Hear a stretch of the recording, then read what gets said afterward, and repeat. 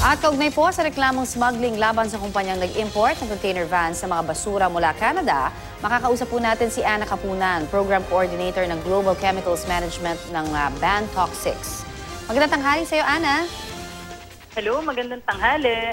Ano po ang reaksyon po muna natin na nasampahan na ng smuggling yung kumpanyang nag-import naman ng container van sa mga basura mula Canada?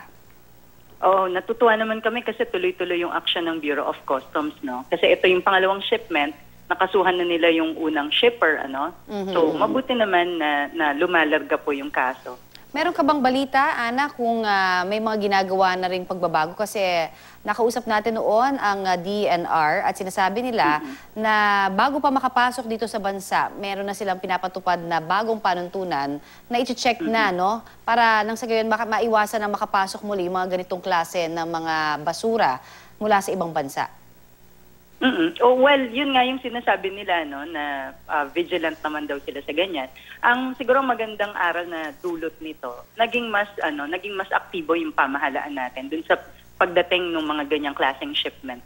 Oo. Pero ikaw ba meron ka pang nakikitang dapat pa na gawin as of the moment bukod dun sa sinasabi ng DNR? Oo. Siguro maging mas strict lang na kapag dumating na nga dito, siguro right there and then, sana mag-file na agad sila ng report na hazardous yun para magawan din agad ng paraan ng DFA yung pag-file nila ng protest. Kasi itong kaso na to. Meron nang nakapasok sa kalang ano. Pero yung may mga nagsasabi kasi na maaaring matagal ng kalakaran. Yung mga ganitong klase ng nagpapasok talaga.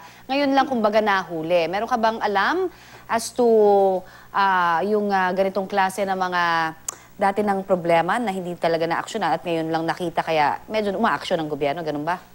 Meron pong mga naririnig kami, no? Pero wala kasing formal na document. Parang yun din yung sabi-sabi sa customs na matagal ng ganyang kalakaran at ngayon lang talaga sumabog yung issue kung hindi pa na-discover yung dun sa pinadala ng Canada. Oo, at itong mga pinapadating natin sa bansa naman ng Canada, are you satisfied? Kasi parang ano bang balita natin? Makikibalita nga kami sa inyo kung meron kayong iba pang mga nalalaman as to yung ganong klase ng mga note verbal. Binapansin ba tayo? Pang ilan na ito? Ang sabi ng DFA, pangatlo na, pero wala kasi kami nakikitang official na document na nag-file sila. Pero maganda nga na, alam mo yan, kaisa na namin ang DFA sa pagtawag sa ganyan. Meron na po rin pong na-file ang Basel Action Network. Isa po itong NGO rin na international ang membership. So nag-file na rin po ng protest sa Basel Convention kasama po ang Ban Toxics dito. At inaanyayahan po namin ng DFA na sumama po dito sa protesta na to sa Basel Action Network.